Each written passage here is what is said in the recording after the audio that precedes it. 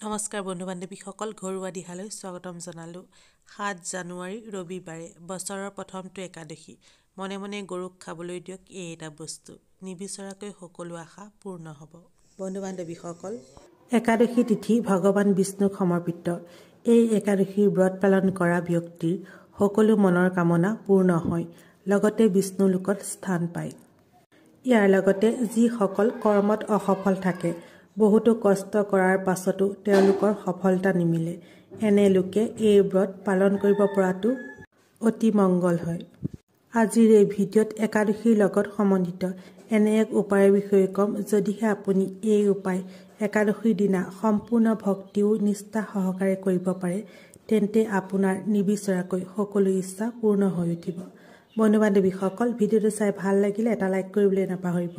ঘৰুৱা দিহা চেনেলটো যদি প্ৰথমবাৰলৈ চাইছে, চেনেলটো ছাবস্ক্ৰাইব কৰি ল'ব আৰু কাষতে থকা বেল আইকনটো প্ৰেছ কৰি দিব, যাতে আহিব লগা নতুন নতুন ভিডিঅ'বোৰ প্ৰথমে চাব পাৰে। তেনেহ'লে পলম নকৰি জনোৱা হওক সেই বিশেষ উপায়টোৰ বিষয়ে।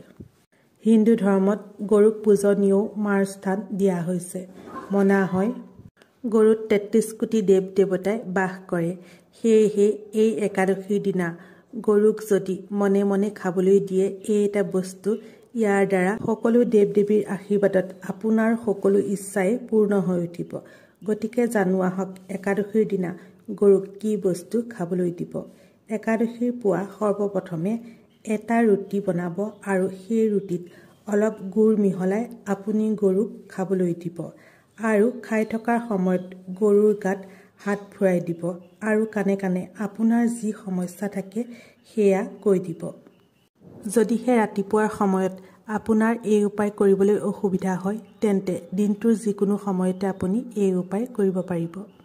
যদিহে সম্পূৰ্ণ বিশ্বাস আৰু শ্ৰদ্ধা ভক্তিৰে এই উপায়টি কৰিব পাৰে, ইয়াৰ দ্বাৰা সকলো দেৱ দেৱীৰ আশীৰ্বাদত আপোনাৰ যিকোনো মনোকামনা পূৰ্ণ হৈ উঠিব, লগতে সকলো দুখ কষ্ট দূৰ হ'ব। বন্ধু বান্ধৱীসকল, যদিহে ভিডিঅ'টো চাই ভাল লাগিল, কমেণ্টত শুদ্ধ মনে লিখিব ওম নমো ভগৱতে বাসুদেৱায় নমঃ। তেনেহ'লে আজিলৈ আহোঁ, ধন্যবাদ।